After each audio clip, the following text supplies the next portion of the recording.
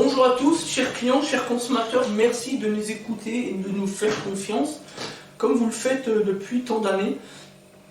Vous savez que depuis quelque temps, un petit peu plus d'un an ou 2 ans même, on fait tourner une chaîne YouTube qui nous permet de prodiguer, j'ai envie de dire, des conseils, non seulement en termes de réparation automobile, d'entretien, après-vente, pour notre communauté, mais aussi sur le plan juridique. L'objectif, il est simple, c'est protéger les droits et les intérêts qui sont les vôtres, c'est-à-dire du consommateur, de nos clients bien entendu, mais surtout du consommateur, du peuple de France de proximité. Voilà. Et de ceux qui voudront bien les entendre, tout simplement. L'objectif, c'est ça. L'objectif, c'est un objectif de défense du consommateur, à l'appui de nos compétences juridiques. L'autre point, je pense qu'il est important de rappeler que nous sommes également professionnels de l'automobile, c'est notre métier depuis tout jeune, j'ai envie de dire, puisqu'on est passé par le cercle vertueux du droit à l'apprentissage. Voilà, puis après on a eu une formation diplômante, on a été diplômé, qualifié. On peut aujourd'hui faire valoir 18 ans d'expérience professionnelle auprès de 2 employeurs. Voilà, 13 ans chez Peugeot et 5 ans, un petit peu plus de 5 ans chez Citroën. Voilà pour notre expérience professionnelle. Et depuis 2013, on a donc fondé l'entreprise qui s'appelle aujourd'hui Des Autotransac Talange. C'est ce qui nous permet justement d'être légitime parce que les métiers de l'automobile sont extrêmement encadrés. Justement, on va en parler. Certains l'ont oublié. C'est ainsi qu'est né le club des charlatans, des imposteurs, des escrocs, des arnaqueurs en puissance. Aujourd'hui, avec l'explosion de la publicité facile et du cercle vicieux ou vertueux, je ne sais pas trop quel terme je dois employer pour parler des réseaux sociaux, parce que d'un côté c'est une très bonne chose pour faire développer les belles entreprises, mais d'un autre c'est aussi le terrain privilégié donc de tout ce monde, ce club d'escrocs, d'arnaqueurs, il faut bien le dire, puisqu'aujourd'hui n'importe qui est capable de poster une annonce sur les réseaux sociaux pour vendre des services, et c'est justement le cas de ce personnage qui nous a contacté il y a une semaine, qui demeure dans le sud de Paris et qui voulait comme ça, sans la moindre qualification dans les métiers de l'automobile après-vente, en tant que mécanicien par exemple, parce que c'est obligatoire aujourd'hui depuis la réforme du gouvernement de 2017, qui voulait faire du décannage, comme il nous l'a expliqué clairement, sans aucune retenue. Il cherchait des renseignements pour savoir quelle station de décannage était la plus efficace et qui voulait juste faire ça, du décannage. Et c'est en enquêtant sur lui, en lui posant les bonnes questions, qu'on s'est rendu compte que ce personnage n'avait pas la moindre expérience professionnelle, pas la moindre qualification, pas la moindre formation, ni d'Adam, ni d'Ève dans les métiers de garagiste, c'est-à-dire dans le métier en tant que mécanicien automobile. Absolument rien. Il nous l'a dit clairement, comme ça, le cœur battant. Et on lui a clairement dit, c'est très simple, je dis on va pas vous donner plus d'informations parce que de toute manière vous ne pourrez pas créer l'entreprise. Si vous la créez, vous serez dans le domaine de la fraude fiscale et du travail dissimulé, c'est qui vaut au travail au noir, c'est 7 et 3, c'est 10 ans d'emprisonnement, 375 000 plus 45 000 € d'amende, voilà. Donc fin d'histoire, et on a coupé court au débat. Mais cette situation, elle en dit long. C'est exactement cela. Aujourd'hui, n'importe qui se croit tout permis. Aujourd'hui, on est particulier, on ne connaît rien dans les métiers de l'automobile. On a comme identité de faire de l'argent à tout prix. Faire du fric pour faire du fric, rien d'autre. On se fout bien pas mal des besoins du consommateur, et qu'en face, il y a un réel besoin. Tout ce qui compte, c'est faire de l'argent. Et cette histoire le démontre largement. C'est du grand n'importe quoi. Voilà dans quel monde on vit aujourd'hui. C'est pour ça que je vous dis, chers clients, chers consommateurs, faites très attention quand vous avez affaire à une entreprise sur les réseaux sociaux. Et les exemples sont nombreux, et d'ailleurs, on va en parler dans quelques instants grâce à ce document extraordinaire. Vous allez voir, ça va être vachement intéressant. Voilà le torchon d'un prestataire qui est un escroc, qui travaille sur notre secteur, à quelques kilomètres de chez nous, et qui passe son temps à arnaquer ses propres clients. On va en parler tout à l'heure, vous allez voir. On va bien rigoler 5 minutes, je pense. Voilà. Le premier conseil, parce que c'est notre but aujourd'hui, c'est notre objectif, distiller des conseils pour éviter de tomber dans les crocs de ceux qui font tout et n'importe quoi, qui causent tant de mal aux consommateurs, qui, par effet de conséquence et de causalité, nous causent la concurrence déloyale. C'est ça la vérité. On est aussi dans les pratiques commerciales trompeuses et agressives. Vous vous rendez compte? C'est extrêmement grave. Et dans certains cas, on est même dans l'abus de confiance. Et d'ailleurs, on va en parler dans quelques minutes avec le document qu'on vient de vous montrer. Un abus de confiance, c'est quoi? C'est la capacité d'un faux prestataire à vendre du rêve à une personne qui n'a pas la capacité juridique de répondre présent. C'est quoi une capacité juridique? C'est le fait pour une personne, comme un petit peu une personne qui serait sous tutelle ou sous curatelle, ou alors pupille de l'État, une personne qui ne serait pas véritablement en capacité de décider par elle-même, c'est ça. Voilà. Aujourd'hui, on fait tout et n'importe quoi, on profite des femmes, parce qu'elles sont faibles, on profite des personnes du troisième âge, comme c'est le cas ici, parce qu'ils sont faibles aussi. C'est ça l'abus de confiance. Et le problème, il est là aujourd'hui. Aujourd'hui, on est prêt à tout pour faire de l'argent au préjudice du consommateur, c'est-à-dire de son propre client. On n'en a rien à faire du client. Il faut prendre de l'argent là où il est. Voilà la vérité. Et nous, on va lutter contre cela. On va vous donner des armes pour vous aider à bien réfléchir intelligemment avant de tomber dans le panneau, avant de dire oui à tel ou tel prestataire. Surtout sur les réseaux sociaux, c'est le grand piège. C'est leur terrain de prédilection.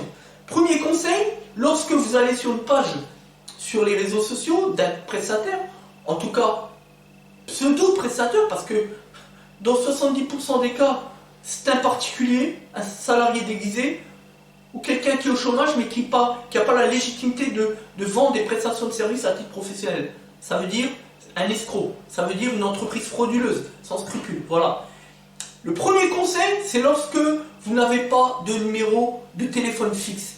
Ça a l'air d'un détail comme ça, mais c'est notre premier conseil. À partir du moment où vous avez quelqu'un qui n'a pas de numéro fixe, ça veut dire qu'il n'a pas de local professionnel. Donc, au niveau de la notoriété, de la légitimité, ça pose un problème. On ne sait pas à qui on a affaire finalement. Eh oui, parce que on a souvent des gens comme ça qui sont des prestataires à domicile, qui viennent chez vous, qui repartent, vous n'avez jamais su réellement à qui vous aviez eu affaire. Par contre, lui, il sait où vous habitez. Il peut venir vous voler, si ça se passe mal, si vous faites de la résistance. Il peut venir vous cambrioler, etc., etc. En face, vous ne savez pas à qui vous avez affaire. Vous ne savez pas. Et quand on voit le type de documents qu'ils peuvent vous apporter, je parle de la facture, sur laquelle on voit seulement rien, eh bien, ça pose encore plus de problèmes. On ne voit pas l'identifiant du prestataire, ni le numéro tiré, ni son adresse du siège social, ni ses numéros de téléphone, rien. Là, on a un document, vous allez voir, on va vous en parler tout à l'heure, dessus, il n'y a rien dessus, rien. Même nous, on n'arrive même pas à relire. Vous allez voir, ça va être vachement intéressant. On va vous expliquer l'escroquerie dont le client, ce client-là, a subi de ce prestataire qui n'en est pas un, rappelons-le, qui est un escroc. Nous, on n'a pas peur de le dire, on assume. Et s'il a un problème, parce qu'il va se reconnaître, il va se reconnaître, parce qu'il sait que ce document-là lui appartient. Eh bien, on l'attend de pied ferme, il n'y a aucun problème. On est ouvert au débat, on l'a toujours été d'ailleurs. Je serais bien curieux de voir quels arguments il va pouvoir nous opposer. Parce que là, on va bien rigoler dans 5 minutes, quand on va vous exposer les faits. On va bien rigoler. Et nous, en tant que spécialistes du débat, j'aimerais bien voir quels sont les prétextes qu'il va nous infliger. Parce qu'on va y avoir droit là. Là, ça va être prétexte sur prétexte. Ah, on va bien rigoler. Faites bien attention, seul le 03 compte. Oubliez, bon, dans l'absolu, le 09, c'est vrai qu'aujourd'hui on a beaucoup de 09, on commence à en avoir de plus en plus. Ça reste aussi un numéro fixe, mais attention, il y a beaucoup de pièges là-dessus. Surtout le 03. Si vous n'avez pas de 03 82, 03 87, enfin tout ce qui commence par 03 et 8, Le reste, oubliez. Les 06, les 07 et les 03 qui commencent par un 5, c'est-à-dire 03, 52, 54, 56, 58, tout ça, on sait que c'est des numéros internet, donc là, attention au piège aussi. Voilà. Toutes les arnaques, toutes les escroqueries dont on a à traiter, dans 99% des cas, 89%, eh bien, c'est un prestataire qui est en face, à domicile. C'est ça la vérité.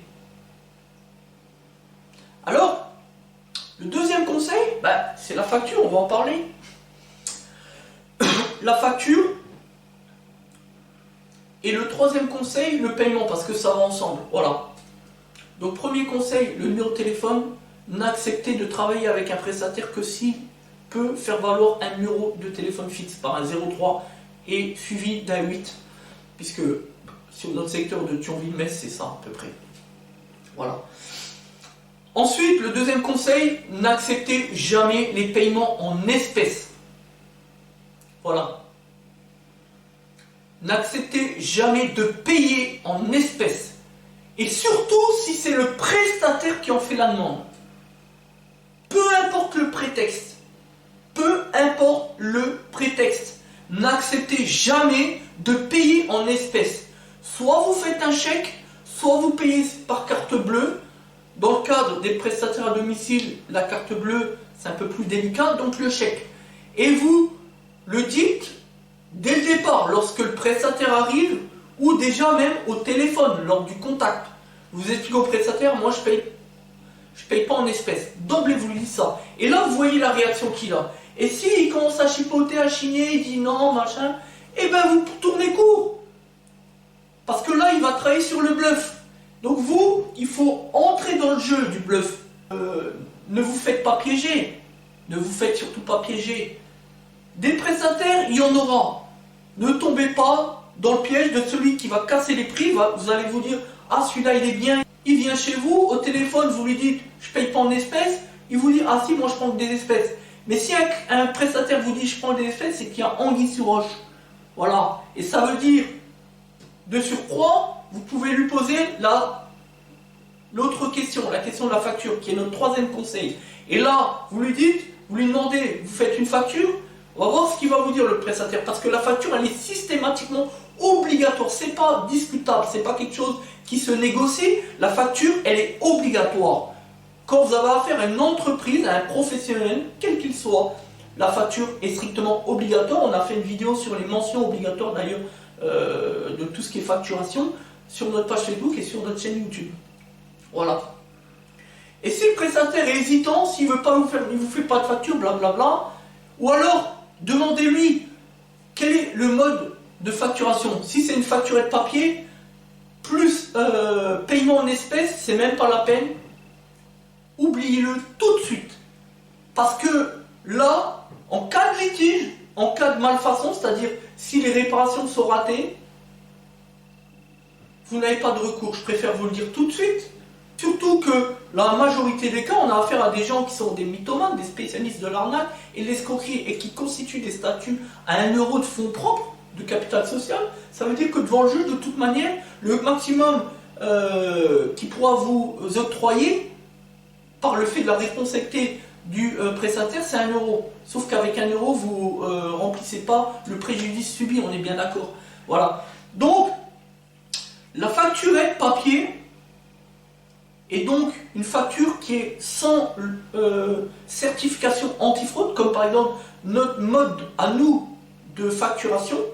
Parce que nous, même si on prend des espèces, on a un logiciel antifraude, donc c'est contrôlé par notre expert comptable à la fin du bilan. Donc, dans tous les cas, même nous, chez nous, un règlement espèce, ça part chez le comptable. On ne peut pas truquer. Par contre, ces gens-là, si, bah oui, facturette papier, la facture, elle part à la corbeille, et le règlement dans la poche, et le comptable n'en sait rien, n'en sait jamais rien. Fin de l'histoire. Ça s'appelle de la fraude fiscale et du travail dissimulé. Voilà. Alors, il faut faire très attention. Voilà quels sont les 3 points à vérifier. Le numéro de téléphone, n'acceptez le prestataire en face de vous que s'il dispose d'un numéro fixe. Et vérifiez ce numéro fixe. Vous avez les moyens, il suffit d'aller sur internet, vous avez tous les moyens du monde pour voir déjà si le prestataire est fiable. Donc le numéro de téléphone, il doit être fixe. Donc si le prestataire ne dispose que d'un numéro portable, oubliez-le. Et là encore, on est dans le domaine de ce club des imposteurs qui limite les frais au maximum. C'est ça le but du prestataire à domicile.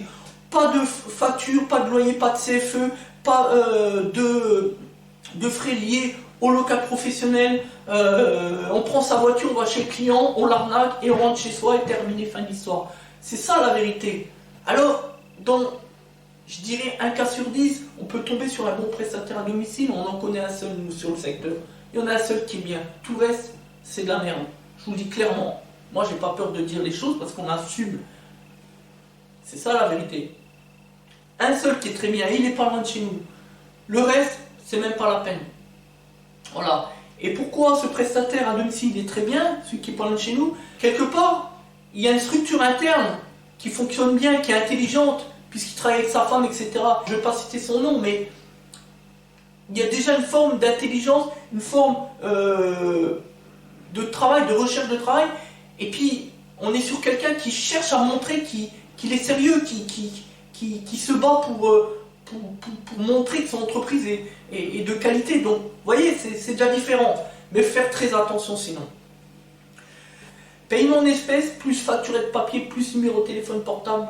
Vous êtes tranquille, c'est la nouvelle mode des imposteurs. Vous n'avez strictement aucune chance d'éviter le litige.